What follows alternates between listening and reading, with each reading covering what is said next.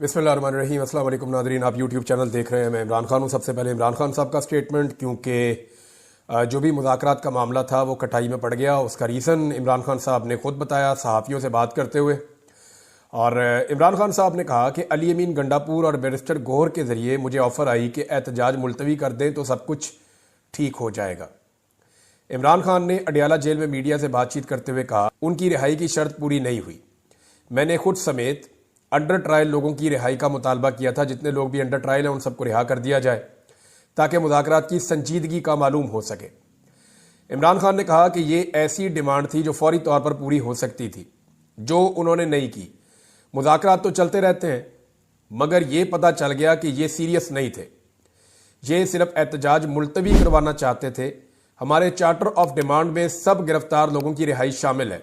इमरान खान का कहना था कि हाई कोर्ट ने कल मेरी जमानत मंजूर की, जिसके बाद हुकूमत के पास सुनहरी मौका था कि मुझे रिहा कर देते। हाई कोर्ट जमानत मंजूर करती है और यहां पहले से तय हो जाता है कि रिहाई नहीं देनी। वाज़े हो गया कि हुकूमत मुझे मसरूफ करके मामले को तूल देना चाह रही थी।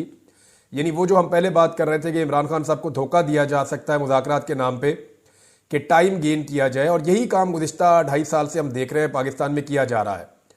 लगभग 2.25 साल होने वाले हैं। एक ही काम पाकिस्तान में किया गया है कि मामले को तूल दिया जाए, टाइम गेन किया जाए। ऐसा लगता है निज़ाम ये सोच रहा है कि थोड़े दिन बाद हालात ठीक हो जाएंगे, थोड़े दिन बाद हालात ठीक हो जाएंगे। बस ठीक होने ही वाले हैं, अभी बस चीज़ें ठीक हो जाएंगी। तो वो थोड़े थोड़े दिन करके 2.25 साल होने वाले, हालात तो ठीक नहीं हुए। बहरहाल इमरान खान ने कहा कि ये भी वाज़े हो गया कि असल ताकत जिसके पास है उसी ने ये सब कुछ किया, और सब कुछ ये बताने के लिए किया कि वो जो चाहे करें, वो कानून से बालातर है, तो कहीं से भी रिलीफ नहीं मिलेगा। हमारे पास जिंदा कौम की तरह एहतजाज के अलावा कोई और रास्ता नहीं है। तो बैरून मुल्क पाकिस्तानियों का रिकॉर्ड एहतजाज होगा, क्योंकि वो आज़ाद मुल्कों में रहते हैं। हमें हुकूमत की नीयत का पता चल चुका है। एहतजाज भी होगा, मुज़ाकरात भी चलते रहेंगे। मुज़ाकरात होंगे तो बात आगे चलेगी। मुज़ाकरात जिनसे हो रहे हैं नाम नहीं बता सकता, लेकिन जो मुज़ाकरात हो रहे हैं इनमें संजीदगी नहीं है। इमरान खान ने मजीद कहा कि मैं जेल में हूं और मुझ पर केसेस बनाए जा रहे हैं। उसी को बनाना रिपब्लिक कहते हैं। एहतजाज 100% कामयाब होगा।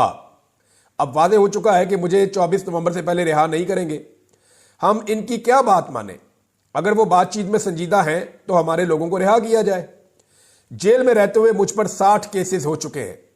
सारे मरकजी केसेस में मेरी जमानत हो चुकी है, मगर इसके बावजूद रिहा नहीं किया जा रहा। इमरान खान साहब ने सारा बताया जी कि अली अमीन गंडापुर और बैरिस्टर गौहर आए थे।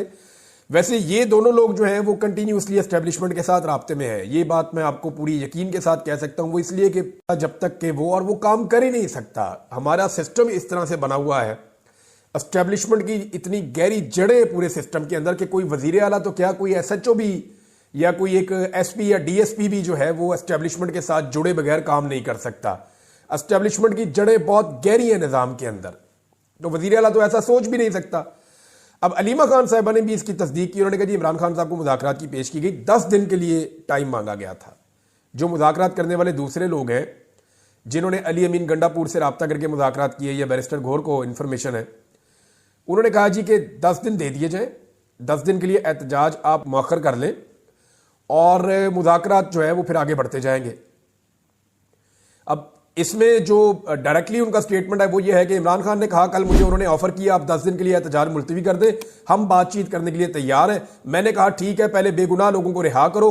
बजाय रिहाई के मुझ पर एक नया केस बना दिया गया। इससे वादे हुआ कि ताकतवर लोग जिस वक्त चाहें आपको कैद में रख लें और जब चाहें आपको रिहा कर दें।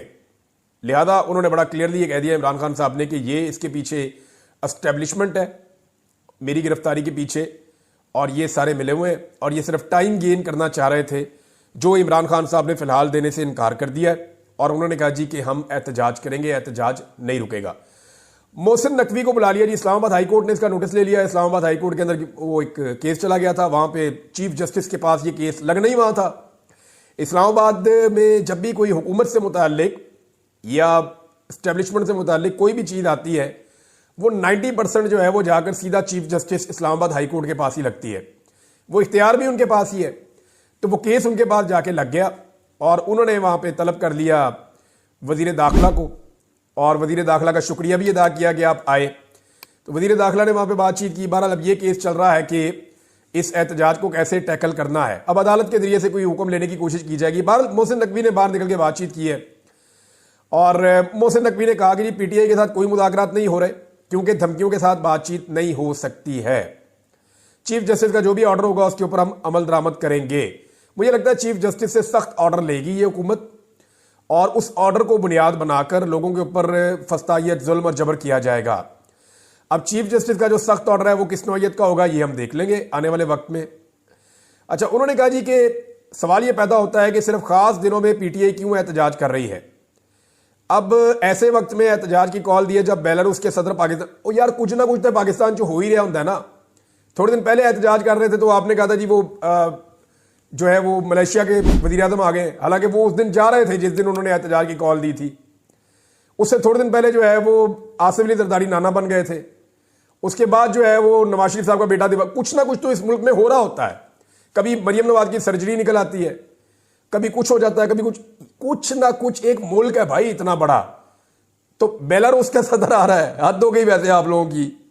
मैं हैरान होता हूं कि बेलारूस का सदर आएगा, आगे पाकिस्तान का सारा कर्जा उतार के वापस चला जाएगा, ये होगा। यानी मेरी समझ से बाहर है। कोई ना कोई तो पाकिस्तान में आता ही रहता है हर वक्त। इतना बड़ा मुल्क है भाई, 25 करोड़ इसकी आबादी है, एटमी पावर है दुनिया की 7वीं। तो यहां पे तो लोग आएंगे और जाएंगे। हमने अपने अंदरूनी मामलात को उठा के हम कहां पे जाके जोड़ देते हैं। मोहसिन नकवी ने एक और इल्जाम लगा दिया कि जी खैबर पख्तूनख्वा से जो लोग आते हैं ना उनमें अफगान शहरी बहुत बड़ी तादाद में होते हैं। ये एक सवालिया निशान है। फिर उन्होंने कहा जी कि एक और चीज उन्होंने उठाई, ये जो दहशतगर्दी का वाकया हुआ इस पर मोहसिन नकवी ने कहा जी उधर हम ख्याल करें या इधर ख्याल करें। आज 38 लोग शहीद हो गए हैं करम एजेंसी में। अब हम वहां ध्यान रखें या यहां ध्यान रखें। अब ये बहुत बड़ा दहशतगर्दी का एक वाकया हुआ है और 38 लोग वहां पे बताए गए हैं। अब तक की इतला के मुताबिक जो शहीद हो गए, गाड़ियों के ऊपर अंधाधुंध फायरिंग की गई है। ये पारा चनार से जाती हुई गाड़ियां। इसके ऊपर 2 स्टेटमेंट्स हैं अल्लामा राजा नासिर अब्बास साहब, क्योंकि वो इसके साथ जुड़े हुए हैं तो मैं उनके स्टेटमेंट आपको पढ़ के सुना देता हूं। खैबर पख्तूनख्वा के जिला करम ओचित में दहशतगर्दों ने कानवाय पर फायरिंग की। उसके नतीजे में कमोबेश 38 अफराद की शहादत और कुछ जख्मी भी हुए हैं लोग। ये इंतहाई अफसरदा हूं मैं। दहशतगर्दी की इस घिनौनी वारदात की जितनी मजम्मत की जाए कम है। हमने बहुत दफा सूबाई और वफाकी हुकूमत को इस बारे में बताया, एहतजाज भी किए, लेकिन किसी के कान पर चूं तक नहीं रेंगी और इस जुल्म को रोकने में सब नाकाम साबित हुए। वजीर आला खैबर पख्तूनख्वा भी सूबे में अमन व अमान के क़याम में नाकाम हो चुके हैं। हकीकत तो यह है कि वो जिला करम पारा चनार का डिप्टी कमिश्नर और डीपीओ तक हटाने का इख्तियार नहीं रखते। ये बात ठीक है, अली अमीन गंडापुर एक डीपीओ को या एक आरपीओ को या एक डीसी को नहीं हटा सकते। अली अमीन गंडापुर वजीर आला जरूर है। अब तक के लिए इतने, अपना ख्याल रखिएगा, अपने चैनल का भी। अल्लाह हाफ़िज़।